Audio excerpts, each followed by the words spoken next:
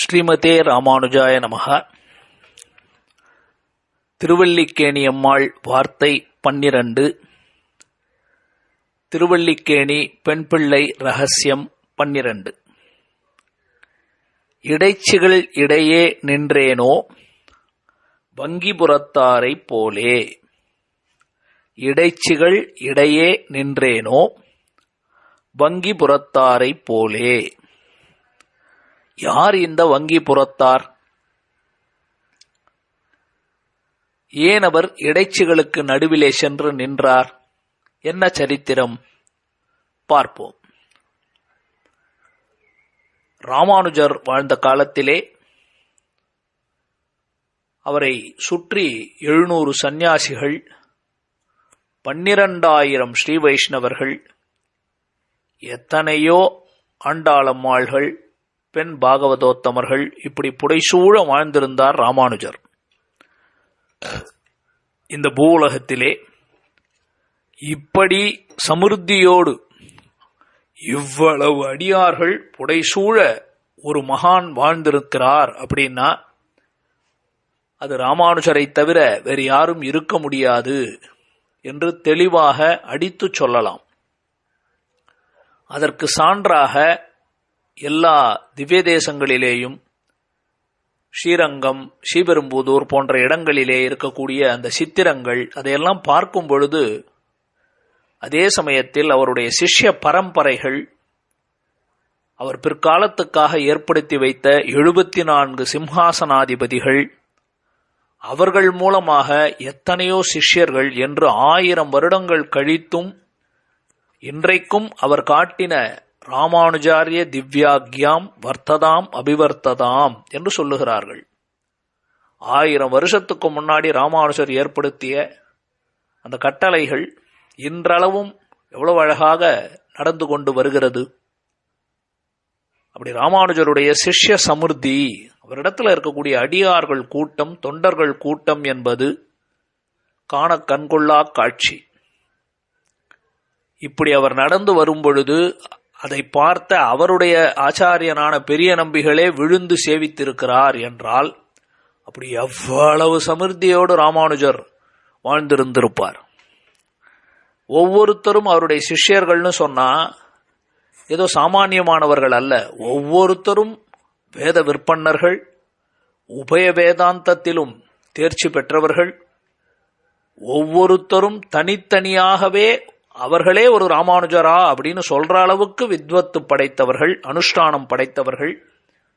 இதை ஏற்ற கலங்கள் எதிர்பொங்கி மீதளிப்ப மாற்றாதே பால் சொரியும் வள்ளல் பெரும்பசுக்கள் ஆற்றப்படைத்தான் மகனே என்ற பாசுரத்திலே வைக்கிற பாத்திரத்துல எதிர்பொங்கி எப்படி பால் பிரவகித்து வருமோ அதுபோல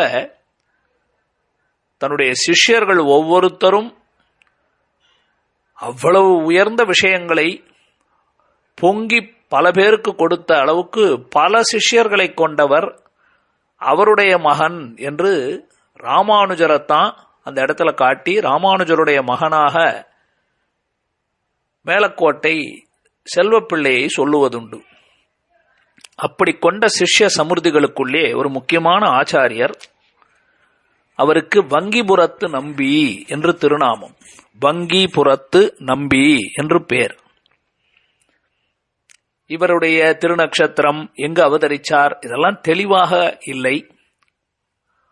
ஆனால் இவருடைய பேரை பார்க்கும்போது வங்கிபுரம் அப்படிங்கிற ஒரு ஊர்லே அவதரித்திருக்கலாம். அங்க இருந்து வந்தவர், குணபூர்த்தி இருக்கிறவர், ஒரு பெரிய முதலி, ஸ்ரீ வைஷ்ணவர், அதனால வங்கிபுரத்து நம்பி என்று திருநாமம் இருக்கலாம். இவருடைய தந்தையாருடைய பெயர் வங்கிபுரத்து ஆச்சி அப்படின்னு அவருக்கு பேர். அவர் ராமானுஜருக்கு முன்னாலே ஆளவந்தாருக்கும் ஆச்சாரியனாய் இருந்த மணக்கால் நம்பிகளுக்கு சிஷ்யராய் இருந்தார். வங்கிபுரத்து நம்பிகளுடைய தந்தையார் ராமானுஜருக்கு முன்னால இருந்த ஆளவந்தார் அவருடைய ஆச்சாரியனான மணக்கால் நம்பிகளுக்கு சிஷ்யனாய் இருந்தார். இந்த வங்கிபுரத்து நம்பி என்பவர் எம்பெருமானார் வாழ்ந்த காலத்தில் இருந்தபடியால எம்பெருமானாருக்கு சிஷ்யராக பிரதான ஒரு முக்கியமான சிஷ்யர்களுக்குள் ஒருவராக வாழ்ந்து வந்தார். இவர் ஒரு முறை ராமானுஜர் மடத்துல இருக்கும் பொழுது அவரிடத்துல போய்,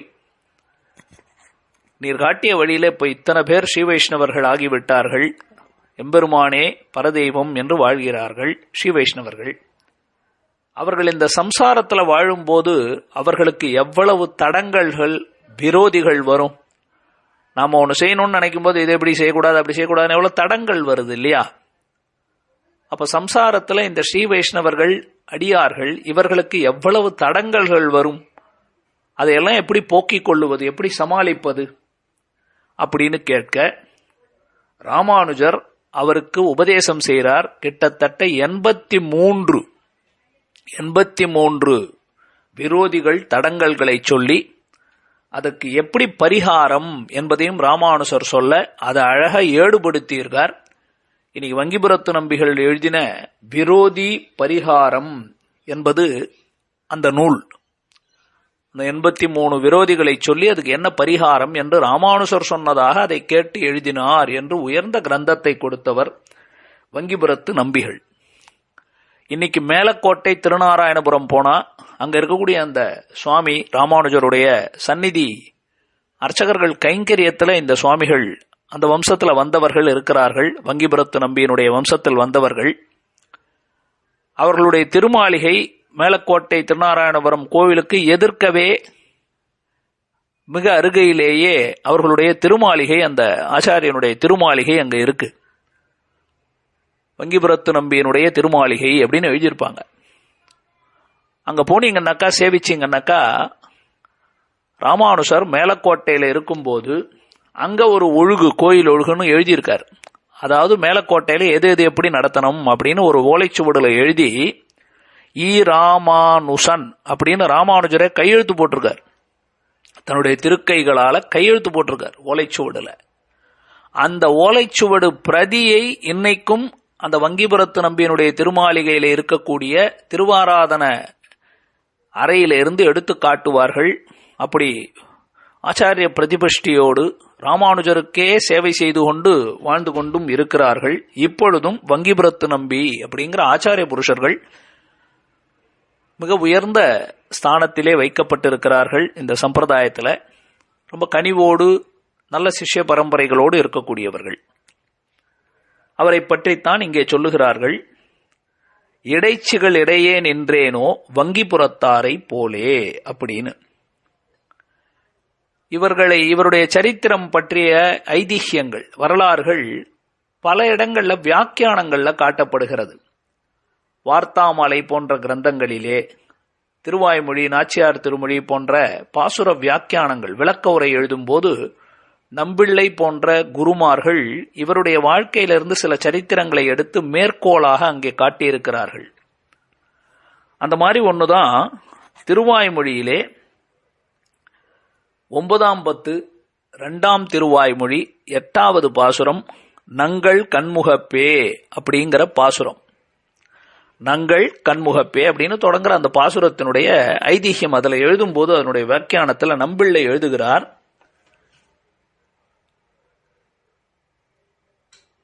அந்த பாட்டிலே தமது சொல் வளத்தால் அப்படின்னு ஒரு இடம் வரும்.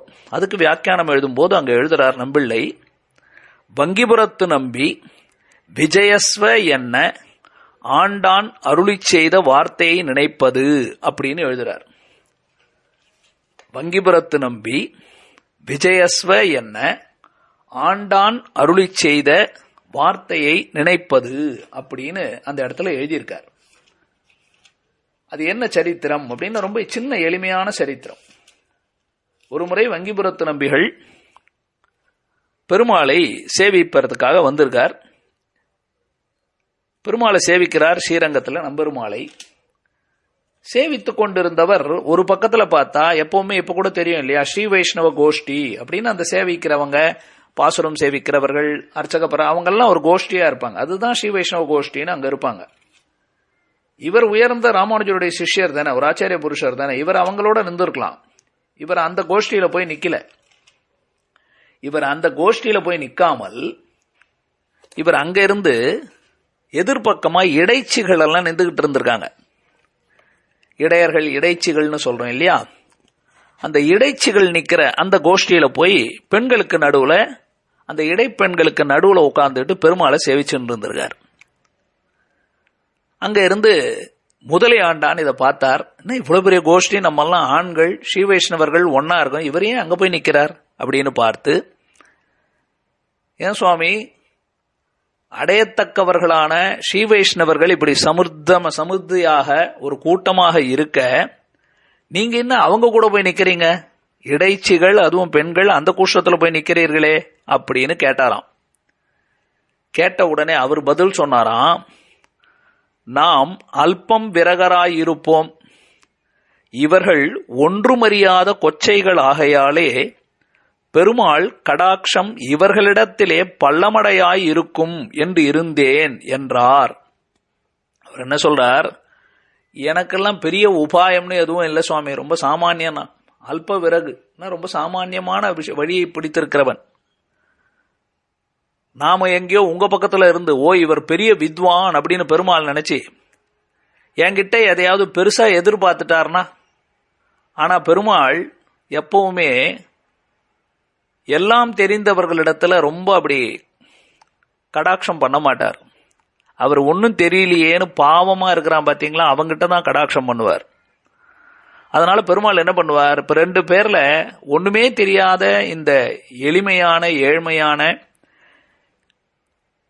இடைச்சிகள் பக்கம்தான் பெருமாளுடைய கடாட்சம் எப்படி தண்ணீர் மேலே இருந்து கீழ் நோக்கி கொட்டுமோ அது போல இயற்கையாக பள்ளமடையாக இருக்கும். அதனால என்னதான் இருந்தாலும் பகவான் கண்ணன் நம்பெருமாள் இன்னைக்கு அவருக்கு கடாட்சம் எங்க இருக்கும்னா நம்ம உங்களை போல பெரிய வித்வான்கள் பக்கம் இருக்காது, இந்த மாதிரி இடைச்சிகள் பக்கம் தானே இருக்கும். அதனால அவர்களோடு சேர்ந்து நின்று நாமும் அந்த பெருமையை பெறுவோம் என்று இருந்தேன் அப்படின்னாராம். அப்படியா, அவங்க என்ன சொல்லி வழிபடுகிறார்கள், நீர் என்ன சொல்லி வழிபட்டீர் பகவானை குறித்து, அவர்கள் சொன்னது ஏது, தேவரீர் அருளி செய்தது ஏது அப்படின்னு முதலியாண்டான் அவரை பார்த்து கேட்டார். அவர் முதல்ல அந்த இடைச்சிகள் என்ன பேசிக்கொண்டார்கள் அப்படிங்கறத சொல்றார். பால் உண்பீர், பழம் உண்பீர், பொன்னாலே பூனியுள் இடுவீர், 100 பாயம் புகுவீர், அழுத்த ரெட்டை உடுப்பீர். எவ்வளவு அழகா தமிழ் வாக்கியங்கள் ஒன்னொன்னு பாருங்க. பெருமாளே நல்லா பால் அமுது செய், நல்லா பழம் அமுது செய், நல்ல பொன்னால செய்யப்பட்ட பூநூல விக்கிரகத்துல சாத்திக்கோ, நீ இன்னும் 100 வருஷம் நன்றாக இரு, நல்ல கச்சையா கட்டிக்கிறது இல்லையா அந்தரியம் உத்தரியம்னு பெருமாள் அழுத்த 2 வஸ்திரங்களை நன்றாக உடுத்தி கொண்டு இருக்கிறீர் அப்படின்னு பெருமாளை பார்த்து அவர்கள் சொன்ன வார்த்தை அழகான தமிழ் வார்த்தைகள் ஆழ்வார் பாசுரங்களை போல இருக்கு. இவர் கேட்டார், நீர் என்ன சொன்னீர் அப்படின்னார். விஜயஸ்ய விஜயீ பவ, உனக்கு வெற்றி உண்டாகட்டும் அப்படின்னு சமஸ்கிருதத்துல இவர் சொல்லியிருக்கார். விஜயஸ்வ விஜயீ பவ அப்படின்னு நான் சொன்னேன் அப்படின்னாராம். அங்கிருந்து முதலியாண்டான் சிரிச்சுக்கிட்டே சொன்னாராம், அங்கே போயும் உமது முரட்டு சமஸ்கிருதம் விட்டீர் இல்லையே, எங்கே இருந்தாலும் நாம் காணும், இங்கே எழுந்தருளீர் என்று அழைத்தாரும். நீர் அங்க போய் இடைச்சிகளுக்கு நடுவுல நிக்கிறீர், அவங்க எவ்வளவு அழகா எளிமையா பால் சாப்பிடுறியா, பழம் சாப்பிடுறியா, பொன்னூல பூநூல் போட்டுக்கிறியான்னு எவ்வளவு அழகா தமிழ்ல பேசுறாங்க. நீர் அங்க போய் உட்காந்து சமஸ்கிருதத்துல விஜயஸ்ய விஜயீ பவன்னு சொல்றீரே. நம்ம தான் சுவாமி, நம்மால அவங்கள போல அவ்வளவு இறங்கி எல்லாம் போய் பக்தி செய்ய முடியாது, நம்ம இந்த முரட்டு சமஸ்கிருதத்திலே ஈடுபட்டு இருக்கிறோம், நீர் ஒழுங்கா இந்த குழுவுக்கு வந்துரும் அப்படின்னு கூப்பிட்டாராம். இந்த ஐதிஹியத்தை தான் இந்த இடத்திலே இடைச்சிகளிடையே நின்றேனோ வங்கிபுரத்தாரை போலே என்று சொல்லுகிறார்கள். அந்த பாட்டு திருவாய்மொழியில 9ஆம் பத்து 2ஆம் திருமொழி 8வது பாசுரம். எங்கள் கண்முகப்பே உலகர்களெல்லாம் இணைய அடிதொழுது எழுதிரைஞ்சி தங்கள் அன்பாரத் தமது சொல் வளத்தால் தலைத்தலை சிறந்து பூசிப்ப திங்கள் சேர் மாடத் திருப்புலிங்குடியாய் திருவைகுந்தத்துள்ளாய் தேவா இங்கன் மாஞாலத்ததன் அருளும் ஒரு நாள் இருந்திடாய் வீட்டிடங்கொண்டே. அதுல இந்த வார்த்தை தான் முக்கியம். தங்கள் அன்பார தமது சொல் வளத்தால் தலைத்தலை சிறந்து பூசிப்ப. தமது சொல் வளத்தால், அவர்களுக்கு பிடிச்ச பாஷையில அவங்களுக்கு இருக்கக்கூடிய அந்த சொல் வலிமையில பக்தியோடு ஆசையோடு கூப்பிட்டாங்க பாருங்க, அந்த இடைச்சிகளை போல. அதனை ஆசையோடு தங்கள் அன்பார தமது சொல் வளர்த்தால் தலைத்தலை சிறந்து பூசிப்ப என்பதைத்தான் பால் உண்பீர் பழம் உண்பீர் என்று இடைச்சிகள் சொன்னார்கள். நாம என்னதான் இருந்தாலும் பிராமணர்கள்னு சொன்னா வரட்டு சமஸ்கிருதம் தான் நமக்கு வருகிறது அப்படின்னு இந்த இடத்துல காட்டினார். அதைத்தான் 12வது வாக்கியத்தாலே இடைச்சிகளிடையே நின்றேனோ வங்கிபுரத்தாரை போலே என்று அவர்களுக்கு கிடைக்கிற அந்த அனுகிரகம் எனக்கும் கிடைக்கும்னு உயர்ந்தவராக இருந்தாலும், உயர்ந்த குலத்தில் பிறந்தவராக இருந்தாலும், அந்த இடைச்சிகளுக்குத்தான் பகவானுடைய கடாட்சம் கிடைக்கும் என்பதனால் அதுல போய் நின்றார். அவரை போல இருந்தேனா என்பது திருவல்லிக்கேணி அம்மாளுடைய வார்த்தை. அடுத்து 13வது வார்த்தை, இடைகழியில் இருந்தேனோ திருக்கண்ணமங்கை ஆண்டான் போலே. இடைகழியில் இருந்தேனோ திருக்கண்ணமங்கை ஆண்டான் போலே. அடுத்த பதுவிலே அனுபவிப்போம். ஸ்ரீமதே ராம